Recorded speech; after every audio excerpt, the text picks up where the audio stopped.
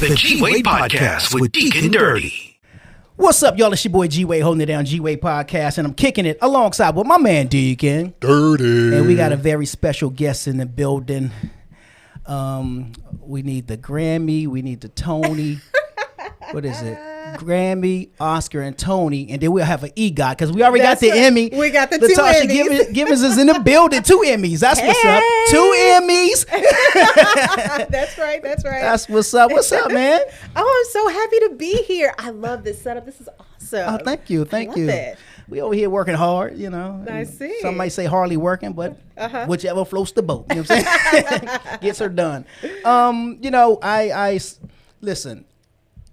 I won't mention one network, but I'll mention the one that you're on. Okay. Right? So I'm flipping, and I land on 11 Alive, and I see The best station. Hey, man.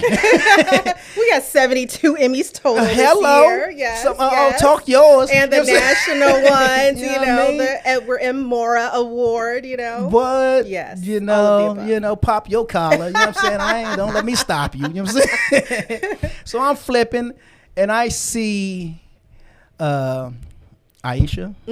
She's awesome. I'm sorry, I can't remember her last name. Howard. And I see. I don't remember her name, but I see Red. She seems to love Red. Francesca? No, not Francesca. She Sheba. wasn't there. Sheba? Was it Sheba? Maybe. It could be. Okay. In the morning? In the morning. Okay, Just Sheba. at that It was Sheba. 5:34, you know, Yes. that early morning. Yes. Chesley's. Yes. Yeah, news. Yes, Yeah. yes. And I see you. That would be Sheba Russell. See Sheba Russell. And I see you, and I'm like, okay, I'm usually over here, but this morning I flipped over here, and I see all of y'all over here, and I'm like, okay, actually, wait a minute. I like the way they get down over here. You know what I'm saying? Yes. So every morning since then, I've been checking, you know, I flip now. I go here. I go 11 Alive. I'm over there up until, I think it's whenever Chesley goes off. And then I flip. Okay. You know what I'm saying? So, you know, love I that. spread the love. Yes, you know what I'm saying? you watch us in the morning. We love that. Thank you so much. We are the community station. And I like the way y'all get down because y'all are very, it's, I don't want to say formal because it's very professional, but it's very laid back. Yes. Like I hear conversations versus just reports. You get what I'm and saying? we have the best chemistry. And I can see that. I can When tell. we have producers who come to our station who've worked in other markets or other stations, they say, wow, we don't have to write as much because you guys have this great chemistry Right. that just fills in this extra time that we don't have to plan for. It's just natural. Yeah. So, yes. And I can tell that. And then it's just so smoothly done. I'm like, oh, I like this. Thank I like you. this. So, yeah, I'll I've been tell the checking team. everything. Tell Shout the out team, to the please team. do. Yeah, absolutely. 11 Alive, what up? Yeah. All right, so let's back up because we like to get into the world of our guests and bring our listeners in so they can learn a little bit more about you and what you do. So we're going to back up. Now, I was a little confused because I wasn't sure of where you were born. I'm Googling, I'm searching, I'm looking. I'm like, why can't I should have went to Wikipedia. There you go. Duh. I think I am on Wikipedia. You know, sometimes it ain't real or true, but I didn't even think to go to Wikipedia. So I wasn't sure if it was Atlanta or if it was Detroit. Actually, I was born in Gary, Indiana. Okie dokie. Yes, Gary, Indiana. Okay. And we moved to Atlanta when I was younger. Got you. So now, then we when moved younger to is Michigan at 6. 6, okay. Yes. Then we moved to Michigan. Okay. And then when I went to college, my family moved back. Gotcha. So from college on, we've been back in Georgia. Been an Minus me ATL, moving okay. news markets. So yeah, I claim Atlanta, but you know, I'm a Midwestern girl with a Southern girl's heart. but grew up mainly in Detroit. Half and half. Half and half? Yeah. Well, I would say my formative years, yes, We're in Michigan. Detroit. So how was, Yes, well, from I keep saying Detroit, from but 12 until like college. So gotcha. Yeah. So how was that? it was great. I love Michigan. I don't miss the weather. That's the only thing. That's okay. the one downfall. Is the weather. The people are great. Yeah, the work yeah. ethic is great. I think I love being in states that support the American worker. When you think about all the factories, right. You know, that part of the country, the Midwest. I have relatives who started working in the steel mills in Indiana. And Right, Michigan. right. So yeah, I love that part of the country. But yeah, the Okay. weather is for the birds. Well, I'm from DC. I would second that emotion. I love my city. D.C. What's up? But I Regina agree. Hall, what's up? You know what I mean? I just don't miss the snow. I don't miss the cold like that. I don't miss none of that. So I fully understand what you're saying. Now, I was doing my Googles, and so, you had two career paths in mind. Yes. And very different. Very different, polar opposite paths. And we know the path you chose. You got to the fork of the road and said, okay, I'm going to go this away. But there was another profession. Would it be a profession? I guess. Well, you don't get paid for it, but it's a all job. for the love. It's a job, I guess. I'm sure it's work. Yes, yes. You wanted to be a nun. Yes, I did. Okay, so I am my grandmother's child, okay? I am her mini-me. Everything she loved, I loved, including religious programming. So before I was old enough to go to preschool and everything, I was with my grandmother while my mother worked. Gotcha. So we would watch religious programming, every channel, from the Baptist preachers to Catholic Mass. And she explained to me what a nun was. Okay. And I thought that is so cool and serene. Wow. To just pray to God all day, help the community. How old are you at this time? I was like 3 or 4. Really? Okay. Yeah. I thought that was like really awesome. And you get to live with your friends, like this big sleepover year round. I thought this is awesome. Wow. I want to hang out with those ladies. Yeah. And so when did that dissipate? When did that? Actually not for a long time. Okay. Because even after that, I was trained in the ministry, all the way in college, campus minister and everything, because I wanted to be a women's ministry leader.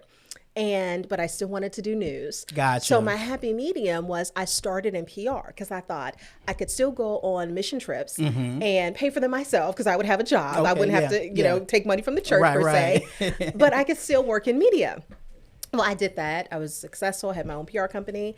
And after I got married, my husband sat me down one day and said, something is missing. I don't know what it is, but I feel like there's just a level of passion that's not really there right now. I don't know what it is. And he's talking about for himself? Or no, for me. For you, I got you. Okay. He just felt like I was just like different for a period of a couple months. And I said, you know what? I really want to be a reporter, and I feel kind of guilty about it because I've done all this planning and training and things like that. And he was like, well, babe, call Channel 2 and be an intern. What are you doing? It can be very simple. And I thought, okay. Right. So I kind of gave up everything and enrolled in some classes so I could technically become an intern. I interned at Channel 2 and trained with the best of them, Monica and Javita and Fred and, Tom and everyone. And from there, I kind of my career took off. Okay, let me back up just a little bit because you mentioned Monica. You used to pretend that you were her on the playground. Yes. And then we had to interview on you on the sandbox. Yes, I was like misinformation. Oh, wow. On the playground. I knew everything about everybody because everybody would come and talk to me and tell me their life story, what they wanted to do. If something good happened, I was the first person they would tell. If something bad happened. And I never understood that, but people always came to me, which was interesting because I used to be really shy. I still am pretty shy. People don't know it. I have like that Sasha Fierce switch. I got you, right. But I would think like people are always telling me stuff and I don't know what they want me to do with it.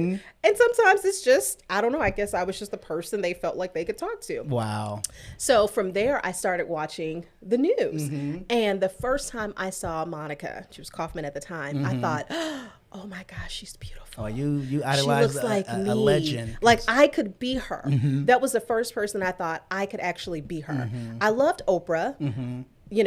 In Gary, Indiana, she's just, 45 minutes away. So we'd watch her at 9 o'clock in the morning. But there was a different connection I had with this Monica. Really? So when I finally got to meet her, it was amazing. She's the coolest. Yes. Yeah. And then, she has this incredible gift of remembering everyone's name. So I met her. And then like a week later, I walked past, taking my scripts to the anchors, little intern. And she said, hey, Latasha. And I said, hi. And I went to the bathroom, put on my cell phone and said, Mommy, I walked past Monica and guess what she said? She's like, what, baby? She said, hi, Latasha. She knows my name. She knows my name. Wow. Yes, that's like up there with like Beyonce. Yeah. So. No, she is certainly a legend here in Atlanta. I had the luxury of interviewing her backstage at the Praise Factor Awards. Okay. And just cool and sweet and very she's willing to. She's very share. interested in people. There you have it. If you spend 90 seconds talking to her, she is completely locked into you for that 90 seconds. Yeah. And again, we'll remember your name. I love that about her. Well, I'm hoping when I walk past passing out something that she's like, hey, G. She would, though. She would. Everybody says that. It's amazing. Wow. I remember faces, but I don't remember names. I can see you tomorrow and be like, hey, dude. You know? Right. I'm going to start remember wearing your the name face. I'll remember your face, though. Eastern Michigan University is where you graduated from. Yes. Is that what? EMU. EMU Eagles, okay. yes. All right. With the degree in public relations and communications. Okay. Well, I guess that would be the path that you would take. Yes. So was Atlanta? Michigan? Why am I missing the name right now? 11 Alive. Yes. Was that the goal for you from the beginning? You know, actually, okay, so growing up in Atlanta, I mean, you can't deny Channel 2 has been the number one, the legacy station. Power station. You know, I'd interned there. I knew a lot of people there. Gotcha. So eventually the goal was, okay, when I get back to Atlanta, I'll work for Channel 2. As I became a better journalist and kind of like particular styles of reporting, I was introduced to 11 Alive. Gotcha. Now, I had always kind of known some of the people there, like Brenda Wood and Donna Lowry. I've always loved those ladies. Okay. But when it came to just watching full newscasts, it was Channel 2. Gotcha. But when I was in Oklahoma and I was ready to come back home and I started kind of just scanning the stations, I said, oh my gosh, 11 Alive is different. It's like just innovative, and they are the community station, and they're the storytellers, and they're the first ones that, you know, people call for things. You may watch other stations for a lot of glitz and glamour, but we actually change laws. Wow. There are laws that have been impacted by the stories that we've covered. Yeah. You know, so, and I don't think we get enough credit for that. But every year at the Emmys, any awards, the Gabbies, the AP Awards, we win more awards than any other station in the Southeast. That is what's up. So. Well, like I said, I was flipping through and it just, you know, I landed on Atlanta. Well, I keep wanting to say Atlanta. I think because when I looked up, I said, what is WXIA? What does that mean? Because sometimes it's an acronym. But then I realized that it was 11 Alive or 11 Atlanta sometimes. Yeah. So that's why I keep saying Atlanta. I got it. 11 Alive. And then we had shows where it was Atlanta Alive. And yeah. So which came first? Was it Florida or was it Oklahoma? Tallahassee was Tallahassee first. And first. actually, Okay. my first job was in Thomasville, Georgia. Which there you go. One Right, of the right. bureaus for WCTV in Tallahassee, which is 45 minutes away. So I started there. How was my it? news career? Oh my gosh, it was incredible, and I'd never go back to Okay. one man bandy. The town is great, the people are great, but you know, this is some years ago. Okay. So we have the big cameras. I'm carrying the camera through cornfields, chasing feral hogs, trying to make deadline, tuning in my own live shots, editing my own packages. Wow. Like everything, like one man band, everything. And after my first year, I got promoted to go to the main station. Okay. I was no longer the bureau girl. And then we had a change in leadership, and then the new news director put me on the anchor desk. Gotcha. And I'd been anchoring ever since. I was there for about 2.5 years, and then got the opportunity in Oklahoma. I was there for 4.5 years. And that's where you won your first Emmy. Yes. Yeah. That was where. Because I had, when I heard, what was it, the Moore tornado? Moore tornado. And I was like, wait a minute, I Googled it, and I was like, I remember this. Yeah. I mean, I wasn't there, but I just yeah. remembered it. Yeah. How massive it was and how, how much insane. it was insane. And you know what? I never really counted that Emmy for years. Really? Here's why. It was such a sad story. It was a team coverage award. Yeah, so there were, listed names on there. Yeah. And I had submitted work, like 4 other submissions that I thought were like amazing. Nobody cared at all. Nobody cared about the investigative pieces and all that stuff. So then to win for something that was so tragic. You know, you have 26 people dead, 12 little kids in a school building. Yeah. Like, so for years, I never really talked about it. I never really mentioned it. I thought, okay, one day I'm going to win an Emmy that I feel like I was worthy of, winning. Right. Where I felt like I had a bigger role, so on and so forth. So, I have good girlfriends, which is a blessing. And they said, you know what? you don't sell yourself enough. Why don't you even talk about your Emmy? Nobody even knows that except for us. I'm like, what do you want me to put in my bio that I want an Emmy? How lame is that? Now, mind you, I'd only... Is it? I mean, in my opinion, see, here's the thing. Most journalists, you don't care about being the subject. We interview everybody, from every celebrity to every head of state, almost in our careers. You don't see those pictures on social media until more recently. You know, if I'm interviewing Jesse Jackson, I'm not trying to get a selfie. True. Yeah. I'm you know what I mean? Yeah. And so a couple of years ago, there's like, you need to talk about it more. You need to post more stories. You need to do this. So I finally jumped on the social media bandwagon. Now I love it. Like, I love Instagram. I love it. Like, I'm like addicted to like my page and like my pattern and the colors and like all this stuff. But yeah, 2018, I could care less. So, but what's interesting is once I started to claim that one, I won another one. And this one I felt and that was more recent. Yes, this was last year. I felt like that one I deserved. Okay. Not because the work was outstanding. It was what I did in a typical day. Gotcha. And I was rewarded for that. I've done things that were much better, greater, you know, millions more views, so on and so forth. Right. But to get rewarded for something you do every day that you didn't think anything of. Yeah. I was like, okay, now I got this. And there's only 3 names, you know, me, Jennifer Bellamy, and Adrian Haney. Right. You know what I mean? Like, we held it down that day in Atlanta. So, yeah. That's what's up. You know, let me ask you this. I'm gonna jump here since you said you talk to so many different people on so many different issues.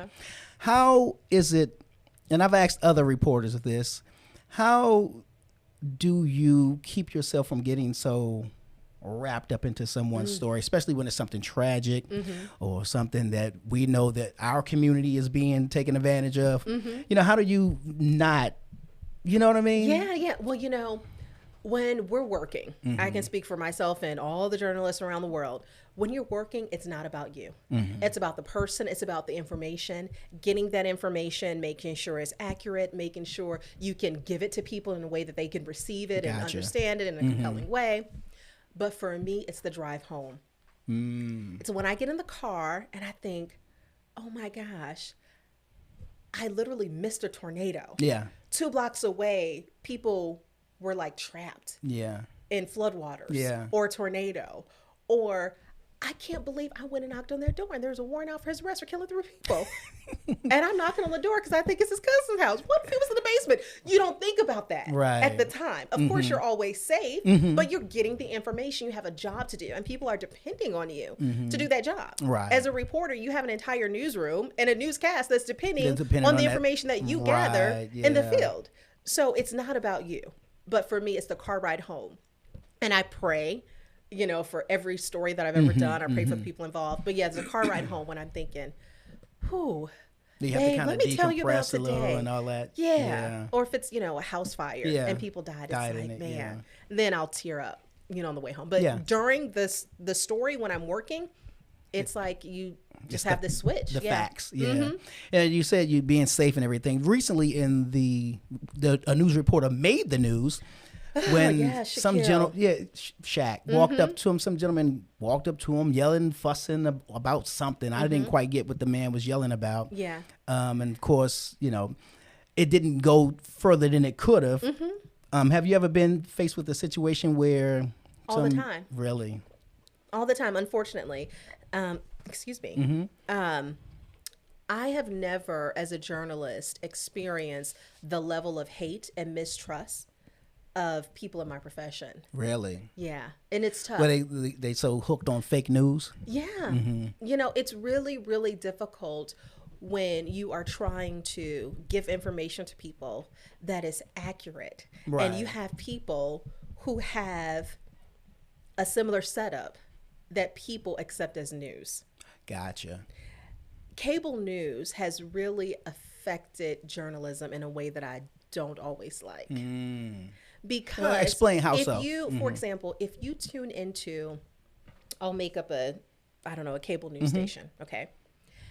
And if you're on air 24 hours a day talking about news, a lot of those stations, you may have a handful of journalists there. Everybody else is a commentator who are paid. They work for PACs. They work for campaigns. So it's infotainment. Gotcha. You may have some information, but there's entertainment mixed in with there, and then a lot of opinion. But because you're at a news desk and you have some call letters and you have people in a suit and a sheath dress, people think it's the same as when you're watching 11 Alive. Gotcha. And it's just not. The moment you give your opinion on anything, you are no longer a journalist. Right. You are a commentator. And that's fine if you want to do that, but you're not a journalist, and people don't understand that. There's a difference. So because of that, when you have cable stations that have a very specific target audience that they're trying to please, whether it's left, right, in the middle, or, you know, everything else, everything they do is geared towards their audience. Yeah. And when it comes to lifestyle and culture, that's one thing. Right. But imagine if there are people that depend on those stations for all of their news. And half of it just isn't really they can just push an agenda. News. It's an opinion. It's an agenda. You know, again, that's fine, but there's a difference between that and facts. Right. So yeah, it's tough. If you are trying to have a conversation with someone or inform them, you have to agree to a level of truth, or you can't really go anywhere. Right. You know, how do you talk about time of day if someone doesn't believe in the sun and moon? It's like, it's a losing battle. Exactly. You know? So even, I guess that would apply to if you speaking with someone who shares different political views than you, and you sitting there like, are you kidding me? In your head, I guess. Yeah. You know? Well, you know what? As a journalist, we actually understand all perspectives. Okay. There's not a perspective that we don't understand or appreciate. Okay. You may not agree with it, but you appreciate it because you understand people. And you have kind of a different relationship with the audience than people have in other careers. So there's not a level of judgment. People have the political views that people have today are the same views they've had 20 years ago, 50 years ago, 100 years ago.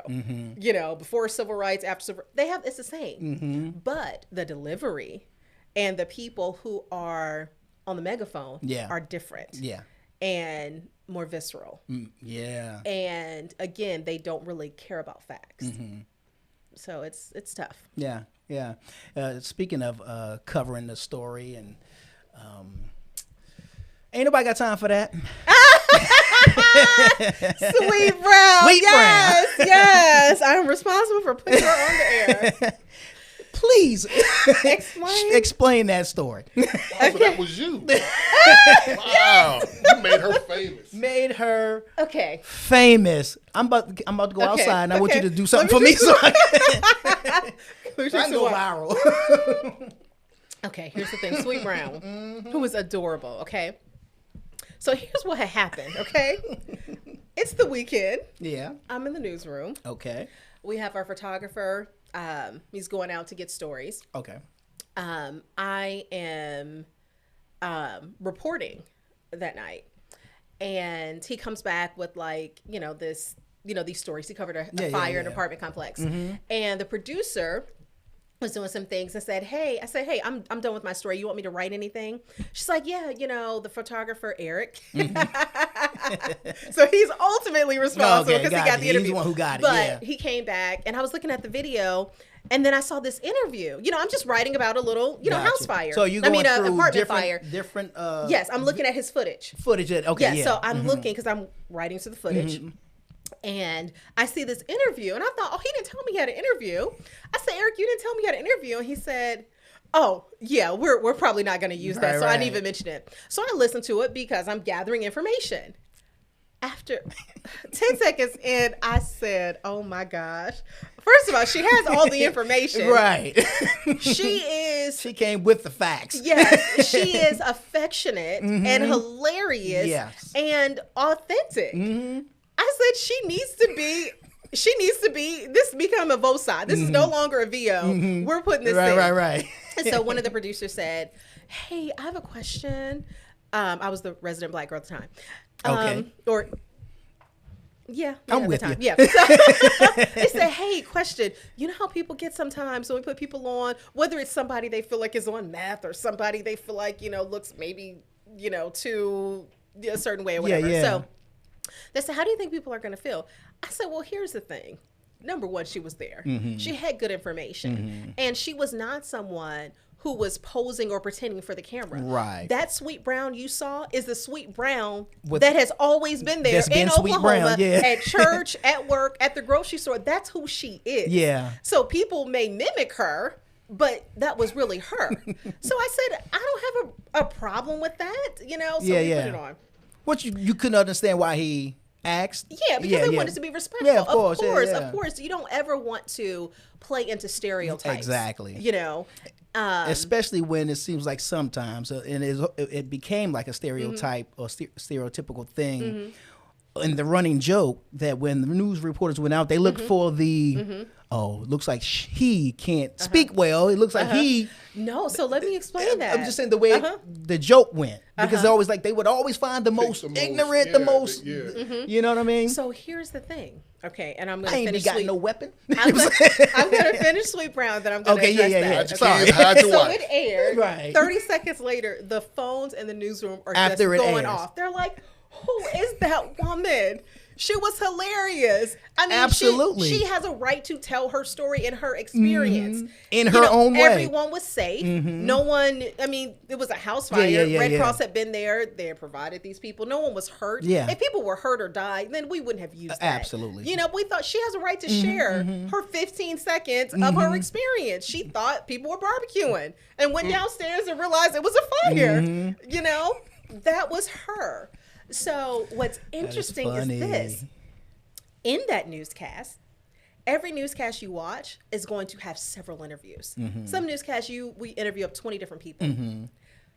People will remember what resonates with them, either in a good or bad way. There were several other interviews in that same newscast, before and after her, but people remember her. There are people with suits, ties, janitors. It was news coverage. So what you're saying is other clips had played from other individuals that were out there that day. No, that was the only one we used from that. Gotcha. She was the only person. I was going to say, because I don't remember anyone else if there was. She was the only person that talked at that moment. I gotcha. So that's why he got the interview. He's like, well, she lives here. Okay, what'd you see? What'd you hear? She's like, she told her story. And again, there has been, I've had this conversation with people. But again, if you look at a newscast and you write down how many people we interviewed, there's always a mixture. Gotcha.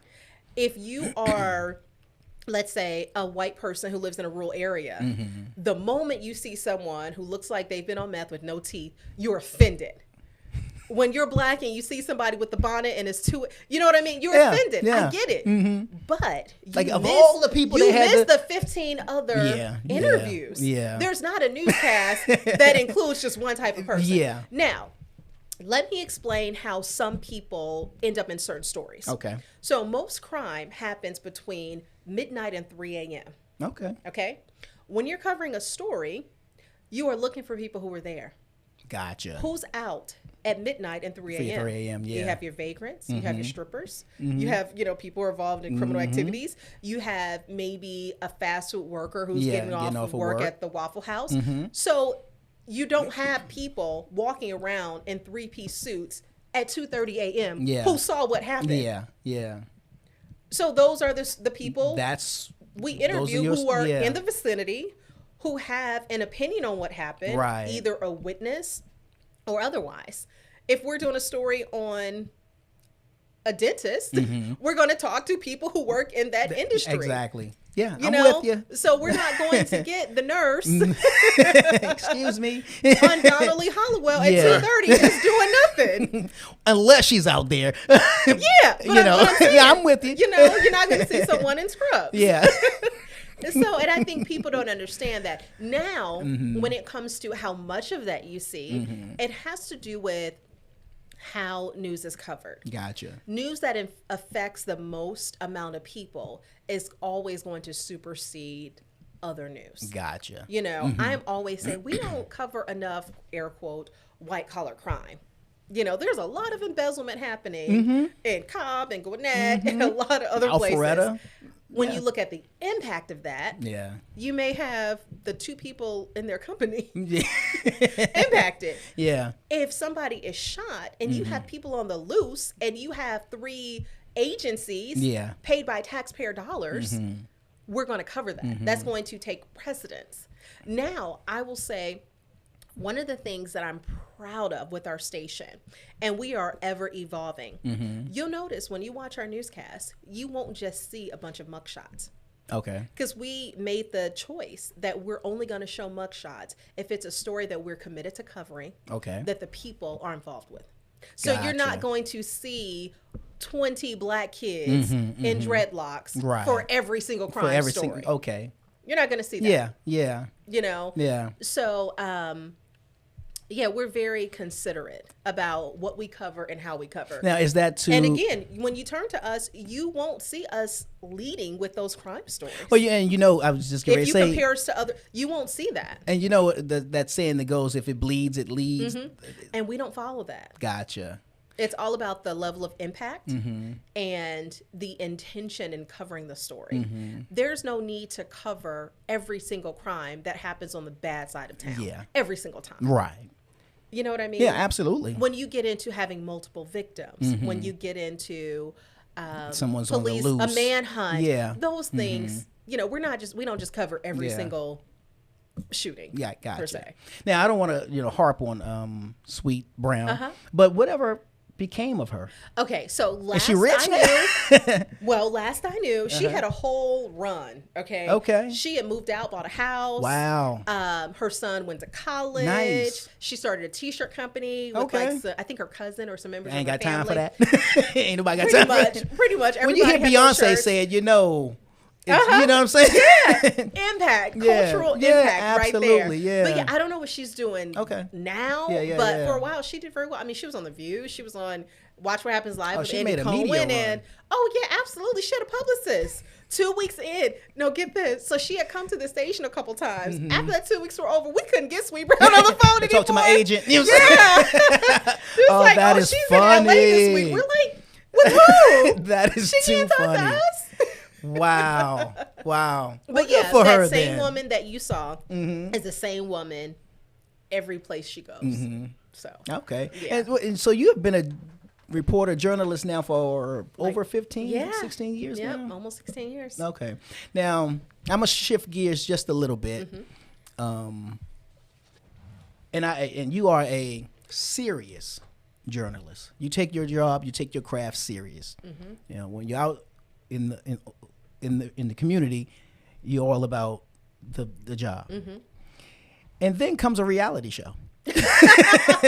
And they come up knocking. And you say, but I'm a serious journalist.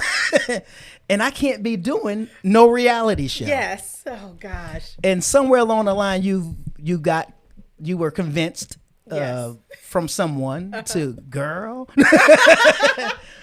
Yes. Okay. So my diet is better than yours. Right. Here's what had happened with that. My diet is better than yours is the name of the show. Yes. With Shaun T and that's the ABC Network. What's my man? Shaun T did the fitness guru. He had that expert. That Shaun T. Everything. I forgot the hip hop apps. Hip hop apps. That's there what you put go. him on the map. That put him on the map. Yeah. Since then, he has like the size. He got everything now. You know, before that, he was a dancer, like backup for Mariah Carey. Everything. Oh, that I did not know. Yeah. Wow. Yeah, he actually was a dancer. Oh, that's interesting. Okay, cool. Yep. So, okay.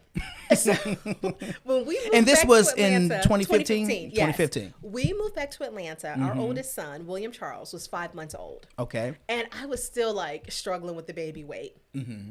And so one day I was talking to one of my girlfriends. This is how you know your phones are stalkers, okay? I was talking to my girlfriend. You don't take nothing. Yeah. And she's like, honey, the wagon is rolling down the hill. I said, well, the wagon just rolled over me. And I said, you know what I need in my life? I need a coach that will come knock on my door at 5:30, hand me my running shoes, grab my hand, pull me down the stairs and out the door. Because if I had that, I'd be skinny. Yeah. And we're like, yeah. She's like, yeah, I want a personal chef, blah, blah, blah. So we're just talking. Like maybe 2 or 3 days later, something popped up on Facebook and it said, hey, do you live in Atlanta? Do you want to lose 50 or more pounds at your house said, well, hold on now. Hold up. This is God. See how God works? Won't he do it? Exactly. So I filled out the little thing. Okay. And this was on Facebook, you saw this? This was on Facebook. Okay. Mm-hmm. And then somebody messaged me like a few minutes later. I was like, okay, I think this is from spam. that response. From the response. Okay. And they messaged me and say, hey, I'm a producer. We're coming up with a show. We see you just responded. I was like, first of all, you guys are stalking me. You were listening to my lazy conversation I'm having with the girlfriend. Yeah. Then I fill this out, and like 10 minutes later, you've read my little the answers to the 6 questions already. So I said, you know what? No, that's fine. Mm-hmm. But good luck with the show, blah, blah, blah. Okay. Yeah. Then somebody called me like the next day and said, hey, listen, can we talk? You know, we think you'd be great for the show, blah, blah, blah. I said, oh my gosh, you guys are so sweet. But no, thank you. Like, I do the news. I don't do reality shows. And I'm definitely not going to do one about weight loss. My biggest weakness, like the thing that I don't really want to talk about publicly, you know, the ups and downs and everything. Right. They said, no, we think you'd be great. I said, no, but again, thank you. Do you want me to recommend somebody, for you? Because I know some people who would love this opportunity. They're like, no, we want you. I said, well, it's a no. At the end of the conversation, they said, is it okay if we call you back? I said, relentless. I mean, if you really want to, sure. And they said, we're going to have one of the EPs or somebody. Okay. They called back. A girl called. Okay. Had a conversation with the girl. I told her no. Then a guy called. He's like, listen, you was this are timeshare? I know. Exactly. I'm like, do I get a gift certificate? You know what I'm saying? It's been 90 minutes. No. I said, here's the thing. I am not the right person for this. They said, no, you are. I said, I am not ready to be that vulnerable about being this size on air, up and down. I'm not doing that. Yeah. They said, well, there's a cash prize. Like this. Yeah, they said there's a cash prize. Slide that paper with the money on it. Yeah. The number on it. I said, so how much are you talking? They said, well, we can't tell you how much, but, it would be significant. And I'm like, significant? Sally Mae payoff significant? Hello. Because we both have, now it's Navient. Right. It was still Sally Mae back in 2015. So anyway, they said, yeah, there's a cash prize. And they said, listen, we think this would be great for you. One, because you don't want to do it. So that makes you the perfect person. The perfect people for TV are the people who don't necessarily. Typically don't want to. Yeah. You have to have the few people who want the limelight to, bring it. But then you only need one of those. Yeah. Everybody else, you need to kind of just be. And I guess with not have an act, if you will. Right, that's what they were saying. Yeah. For those who don't really want to do it, you'll take it serious, but you'll also get agitated and aggravated while doing it. So you'll give a little bit more friction. Yes, yeah. That is true. It is reality. So I signed up. I talked to my news station because I just wanted, their blessings or whatever. Yeah. But also, I didn't know that it was going to be on ABC Network in the Scandal time slot. Oh, wow. During the off season. Wow. I didn't know that. I'm thinking this is going to be like DirecTV or something, or one of the streaming apps that were coming out. Thumb through the guide to find it. And I get the contract, and it's like ABC Network. I'm like, I work for 11 Alive, and we're NBC. Yeah. I said, was that I'm going to have no, obviously not. I said I'm going to have to talk to my station. Gotcha. If my news director, if my general manager isn't okay with it, then I can't do it. Now, because I was not in contract, and I was not a full-time employee with NBC, and because they knew that I was struggling with my weight, they were like, you know what, Latasha, go for it. We support you. And they would watch it, in the newsroom and everything, like, go, you can do this marathon, girl, go. So, I'm so glad they said yes, because if they wouldn't have, I wouldn't have done it. Gotcha. And that would have taken away a whole chapter of my life. Yeah.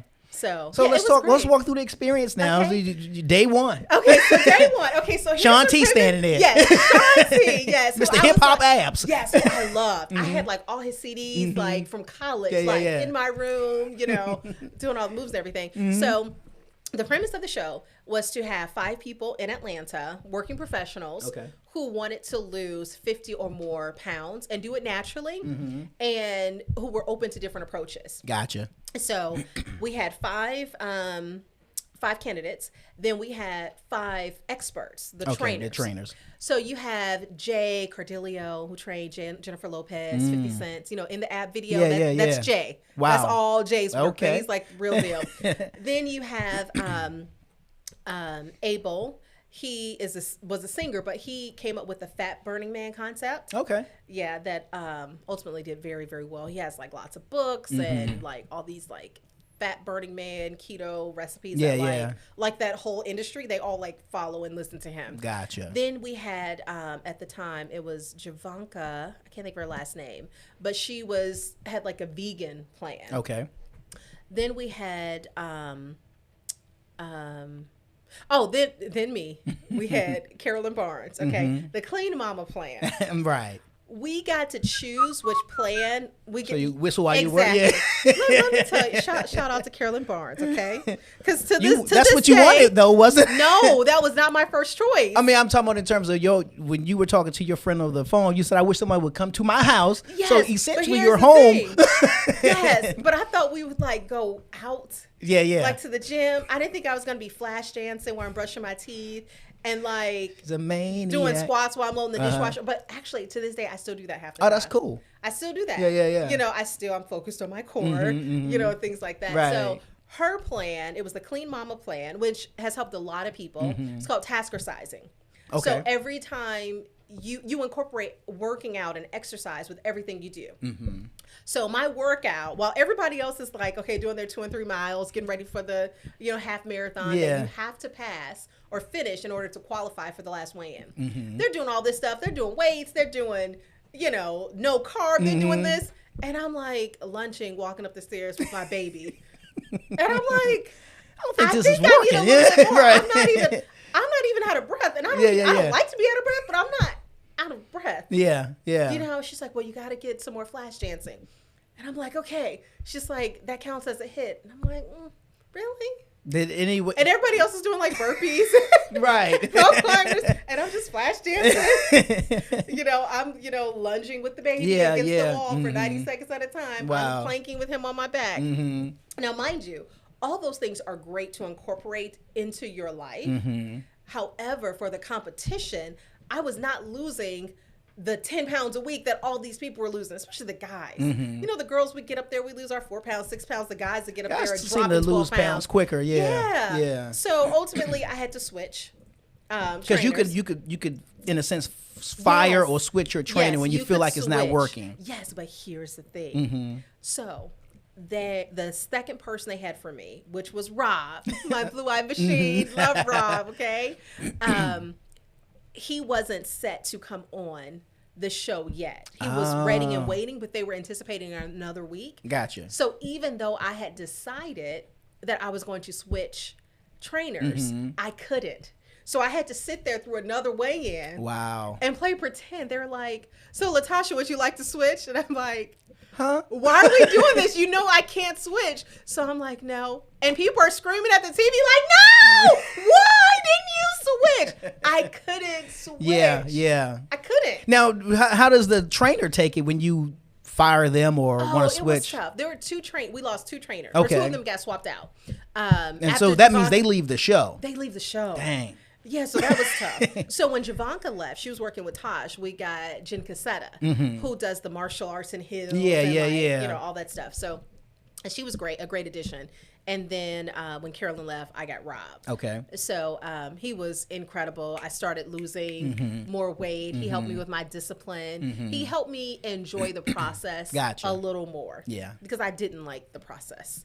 I don't like sweating. I don't like being out of breath, but ultimately I don't like feeling incapable. Right. That's kind of the root of it. So. And so you go through the season, right? Yes. You go through the season of I'm not sure how many episodes. So on the show, I lost 46 pounds. Okay. And then after the show, I lost, I think, up to 56. Okay. I got pregnant 2 months later. So your husband is home like with this. With Winston Xavier. I said, oh my gosh. Okay, I see what's happening here. I had plans. I I had plans. I just got my body back. That's wow. That's funny. Well, it worked. I can say it worked. Yeah, it worked. It worked. Yeah. Like, well, all right. So that was season 7. No, the season 1. Season 1. Yeah. So, season 1. but that's right, because it went one season. Yeah. We wanted more. Actually, wait.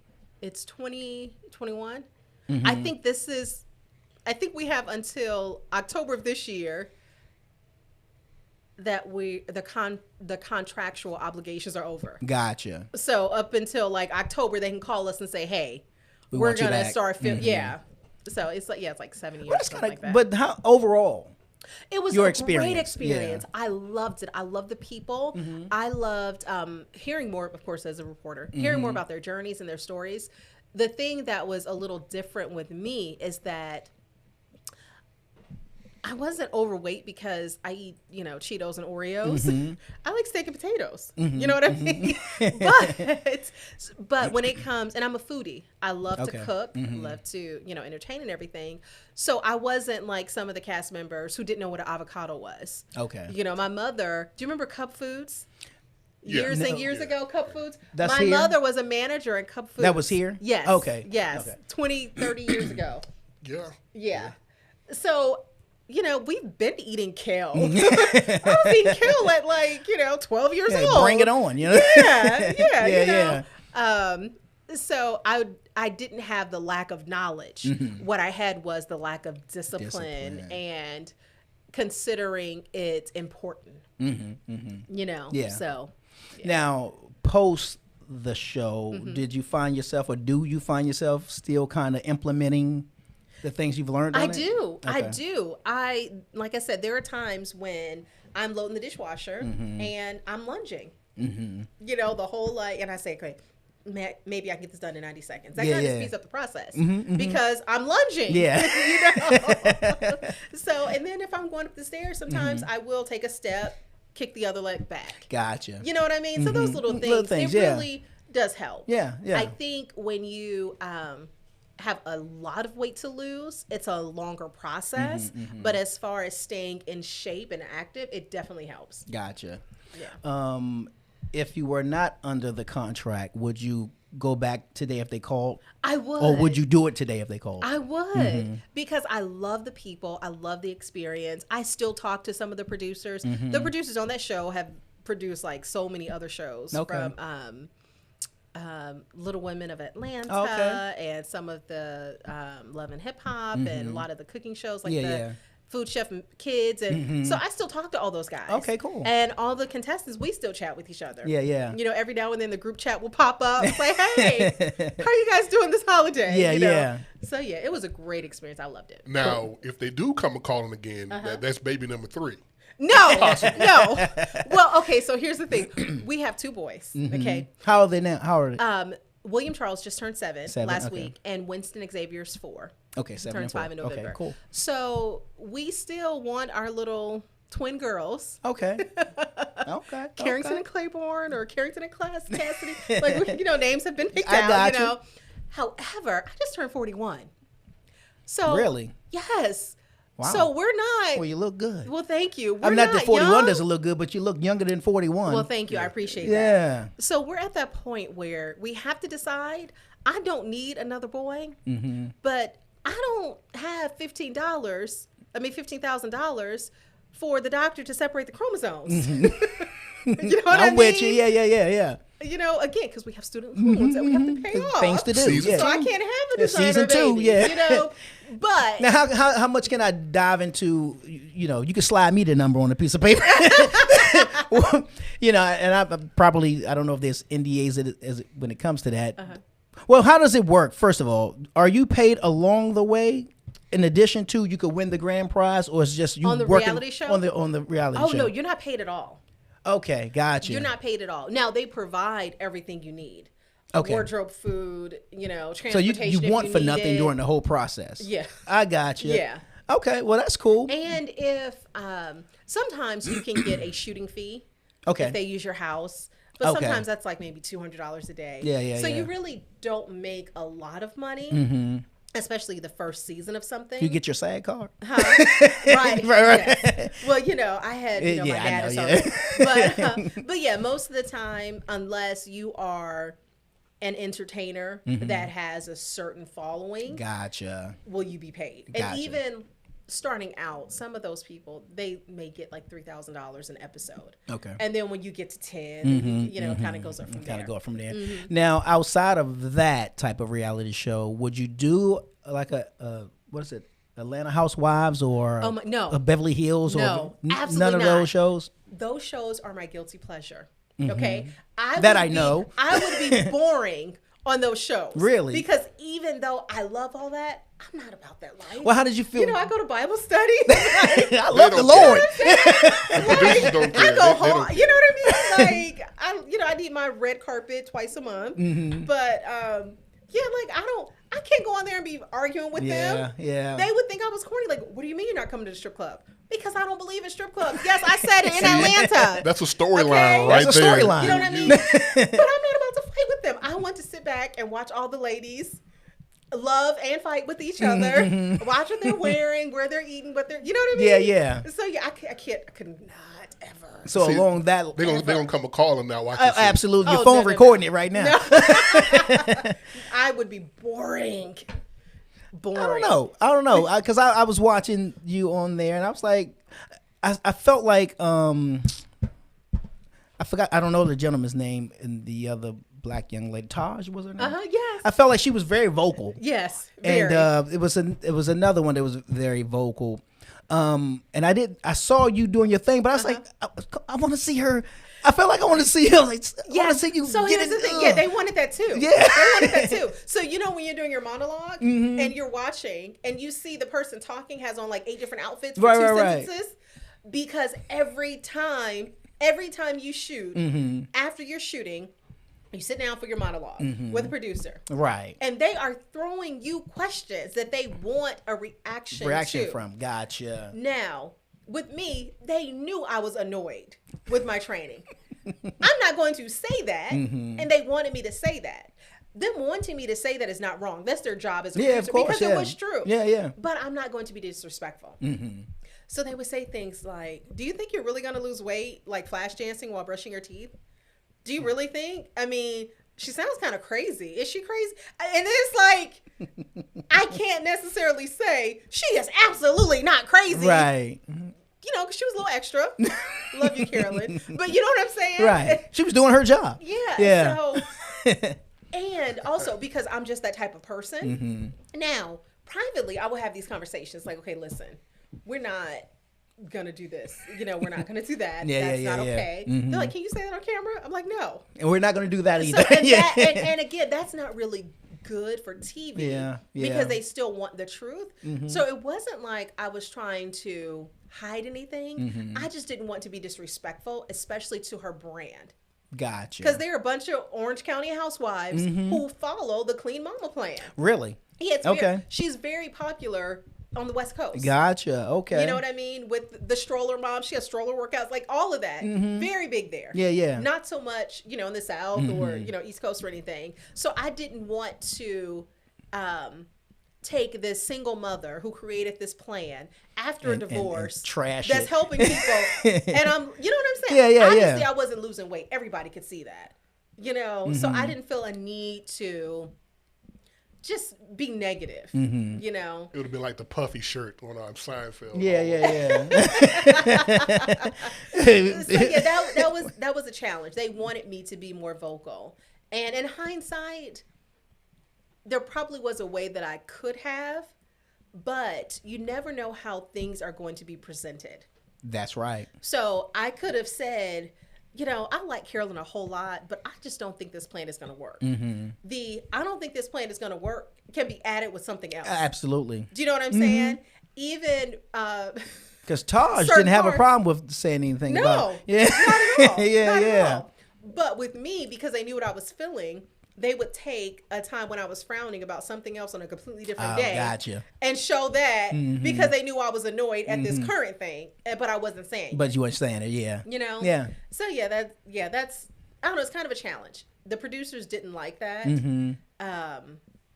But yeah, I'm just not gonna trash someone. You see the results. Yeah. You all have your own opinion about her. You don't need mine. Yeah. You know. But under contract, you go back and go through the process again. I would. Yeah. And I would. I think I would be even more vulnerable because there were parts where people didn't think I was trying hard, and that wasn't the case. So, for example, if we're shooting a workout scene, we're going to do 100 jumping jacks so they can get all the angles. We have like 4 or 6 cameras sometimes. Right.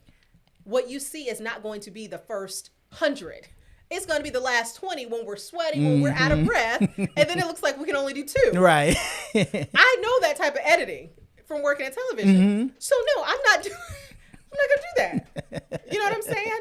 I know that you're only going to get the last 10, and I see you repositioning the cameras. So I'm not going to waste my breath on the first 100 that you're not giving me. You know what I'm saying? So she still come out flawless. You know what I'm saying? Yeah. So yeah, they hated that. So no reality shows for Latasha.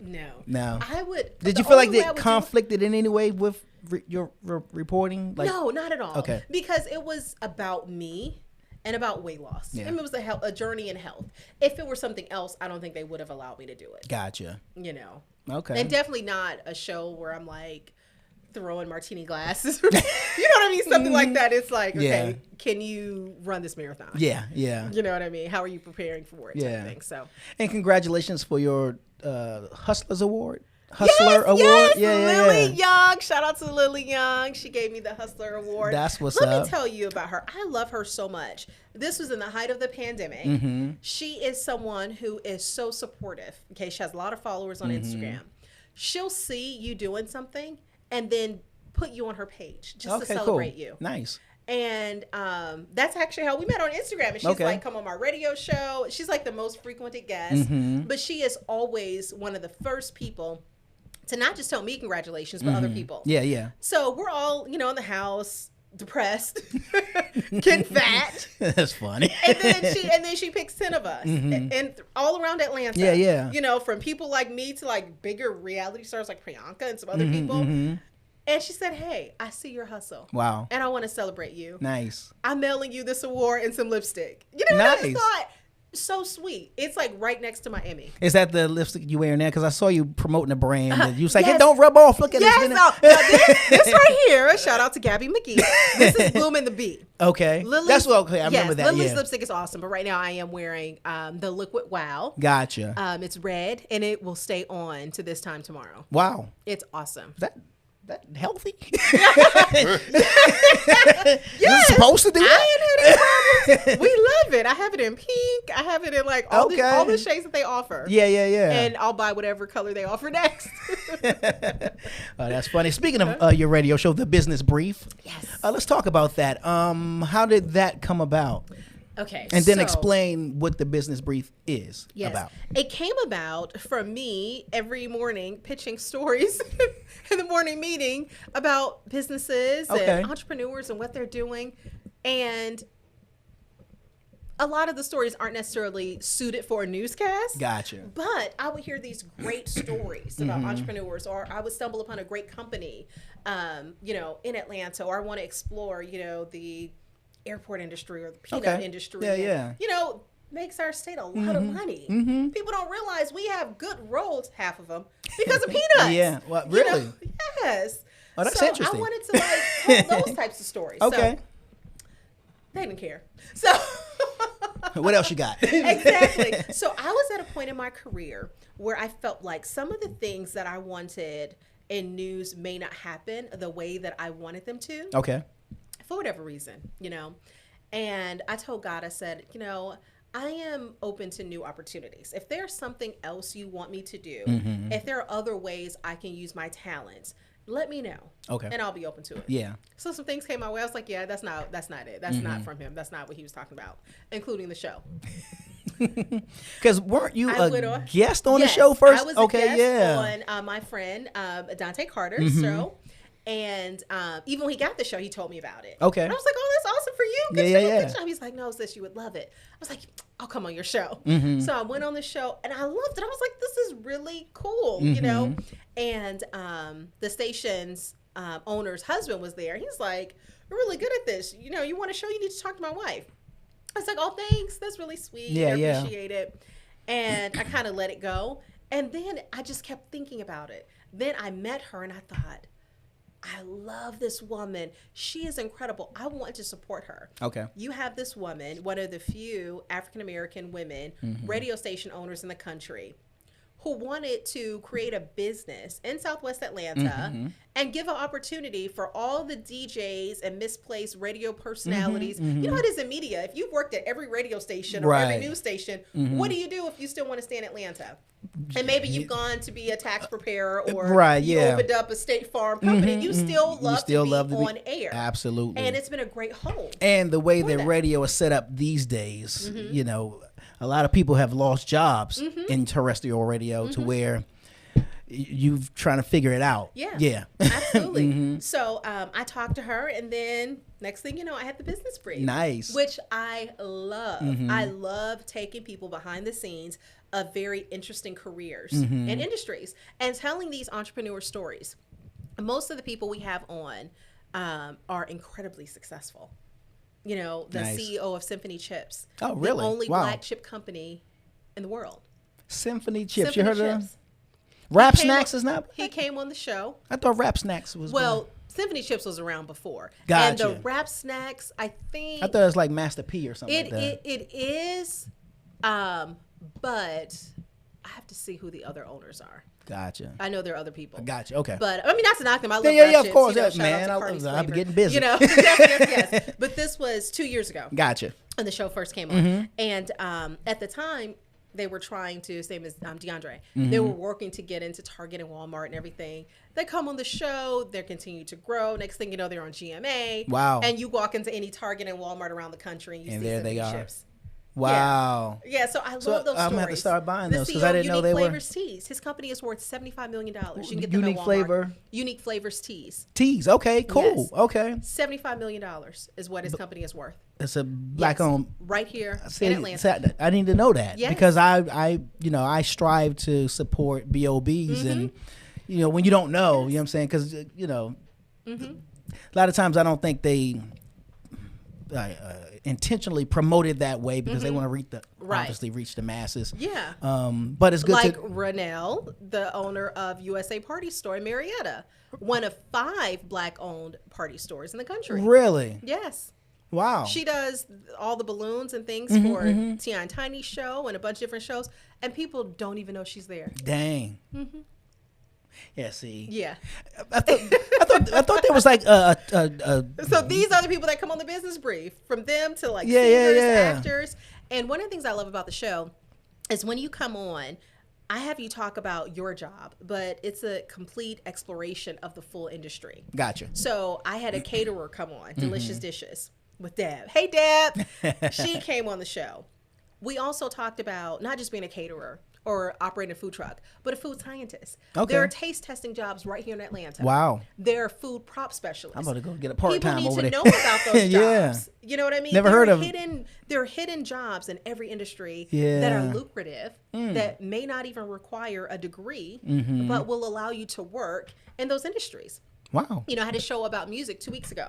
We had a music publisher on. Okay. You can make a lot of money as a music publisher and still go to every event and work with every artist. Yeah. But you're just the publisher. Yeah. Yeah. You know, so there are a lot of those jobs. There are people who, I also had the Monica Brown. Okay. I call her, you know, she's like the black tech superwoman in like all these companies. She is the one who led the change for Pandora. So the way artists are paid for their streaming and all that stuff, the artist page, that's all her. Wow. She was on the show. But the show was about music. Yeah, you know what I mean? Yeah. Yeah, I love it so much. I can't wait to grow and expand. We accept donations. Hey. It's completely host sponsored. Gotcha. I don't get paid for it. I feel you. But I love it. But I love it, you know. And when does it air? Every Wednesday from 3 to 4. 3 p.m. to 4 p.m. 4 p.m. Eastern. Okay. Yeah. And it's called the Business Brief. On his 92.3. It's live. And it's live every Wednesday. Now, where do people go to find that or listen to it at? You can download our app. Okay. On Apple Store, Google Play, any of those. You download. You can listen on the app. And you can listen online on our website. Okay. Yeah. That's what's up. And I'm always looking for guests to spotlight. Well, I know you had asked me to give you a Wednesday. Like I said, it's kind of weird for me to get on that side because I don't do a lot of. I'm going to warn you. My mics don't look like this.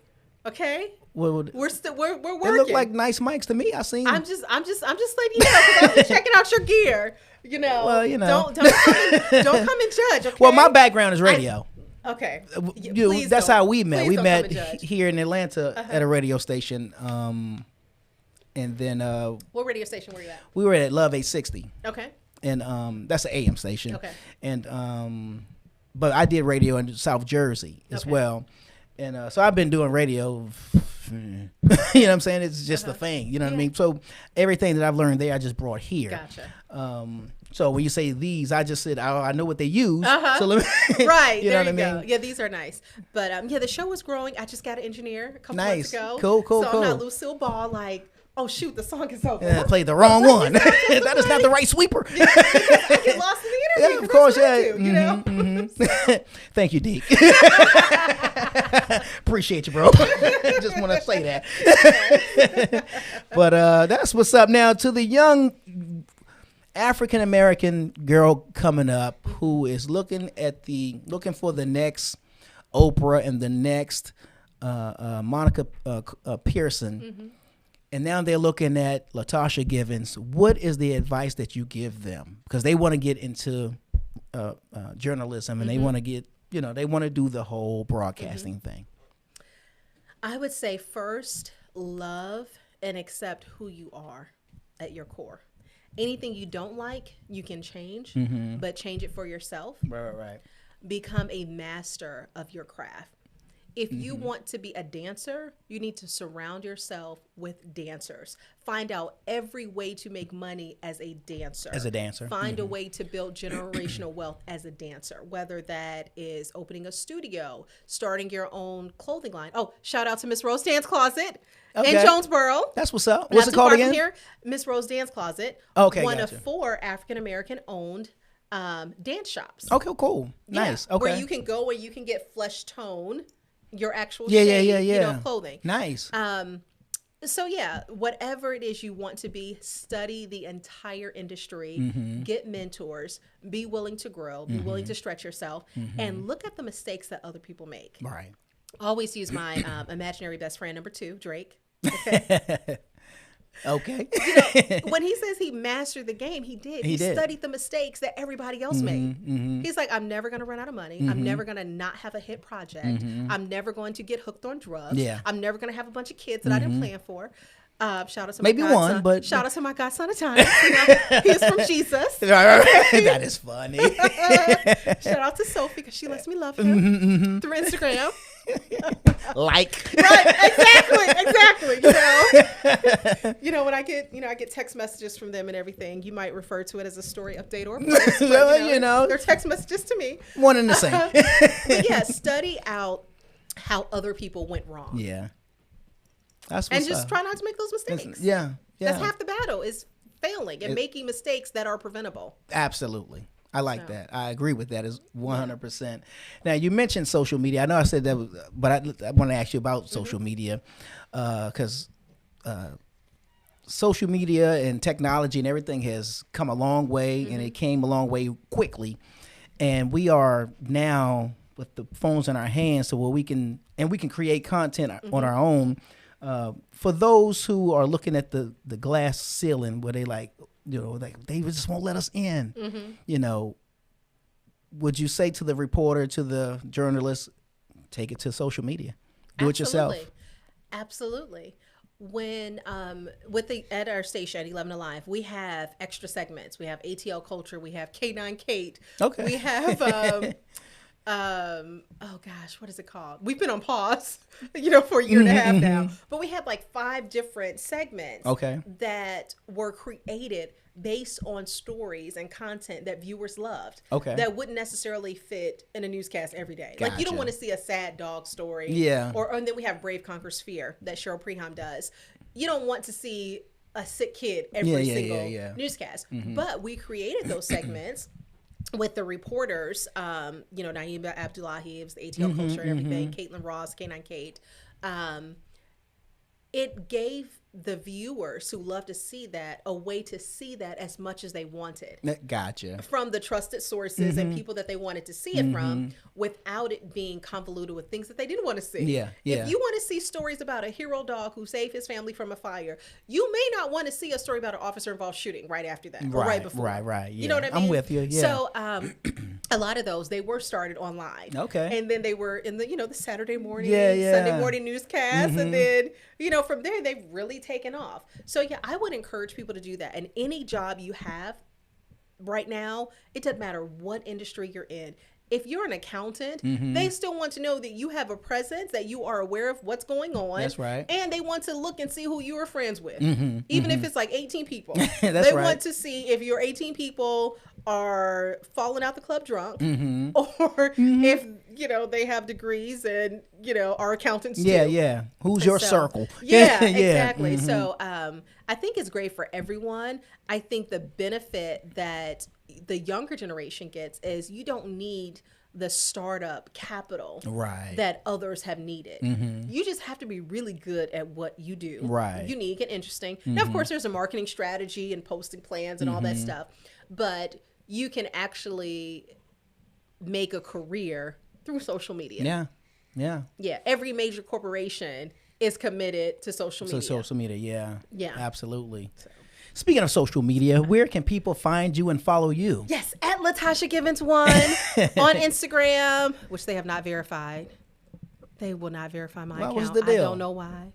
I've been verified on Facebook and Twitter for like years and years and years, but IG does not show me love. I don't know why. Anyway, but yes, at Latasha Givens 1. Yes. My vanity issue. That's the only vanity issue that I have, is that I don't have the blue check. Latasha Givens 1 on IG. On IG, Twitter, and then Facebook is just Latasha Givens. Gotcha. But everywhere, from TikTok, which I've never used, but I have the account. I have the account for like 6 years, or however long it's been out. Snapchat, Clubhouse. I'm Latasha Givens 1 everywhere. Okay. Nice. Yeah. Well, Latasha Givens 1. I certainly appreciate, one, you responding to my DM, because when you slide in somebody's DM, people may look at it funny, and I, like whenever I'm reaching out to somebody, I'm reaching out. I'm not. Mine are always respectful. I really think it comes down to the person, because even if someone is trying to, let's say, flirt with me, it's in a different way. Gotcha. Because I'm not like some Instagram chick. Yeah. Like I'm a working professional. You know what I mean? So I don't get. So they sound more like Billy D. Williams than they sound than they do. Yeah. They some respect on it. Like, are you married? Right. Like that. Okay. Not like, what are you doing? Right. What's up? Exactly. That's what's up. Well, yes, I love when people DM me, yeah. because I love to work with other people. I love to share my platform. I love to help others any way that I can. Yeah. I feel like we all have a lot to give each other. And even just within our community, we can do everything with helping each other. That's what's There's up. not anything we don't have. Yeah. So, absolutely. Yeah, I love it. So yeah, feel free, DM me. You want to come on the show? You got a news tip? I need some investigative stories right now. I got you. Okay. So one last time, they can listen to you every Wednesday live on Hits 92.3. Okay. The show is called The Business Brief. From 3 to 4 p.m. And we take you behind the scenes of emerging careers and top industries all around the Peach State. That is what's up. Well, Latasha Givens, I certainly appreciate you coming through and hanging out with us. This has been really, really good. You had called me before we sat down and said, okay, now what's going to happen? And I said, listen, we're not that type of platform. We don't get all salacious and all that weird stuff. We like to have fun, but, we're not out to try to trash a person. You have a great podcast. I love it. Thank you. Love it. Thanks so much for having me. Absolutely. And if you decide you want to come back, then we'll get into some topics. Yes. We can do hot topics. Okay. If you want to do that, then we'll really get busy. That's what's up. Yes, my opinion is always very interesting. Oh, we would love to hear your take on some things. I'm just old. I'm my grandmother's daughter. I really am. Pull your pants up. Exactly. That's funny. It's your boy G-Way holding it down, G-Way Podcast, and I'm kicking it alongside with my man Deacon. Dirty. Y'all know what it is. The G-Wade Podcast. The G-Wade Podcast. Bringing you the cool interviews, the hot topics, and all that other crap. The G-Wade Podcast with Deacon Dirty.